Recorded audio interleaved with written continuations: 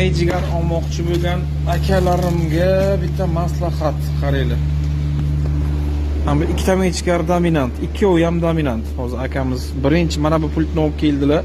Bu original emas dedim. Shuni farqini ko'rsatib bergan, men bozordan borib originalni olib kelaman dedilar. Yo'q, bu buniki. Bir boshdan tushuntiraman. Nakleykasi yashil keladi, Xitoyniki. Mana Xitoyniki yashil. Originalning lavoy nakleykasi qizil keladi. Originalning pulti mana уже o'zgardi. Mana bunaqa pult keladi. Buniki mana bunaqa. Keyingi sababi originalning lavoy datchigi qora keladi, Xitoyniki seriy keladi.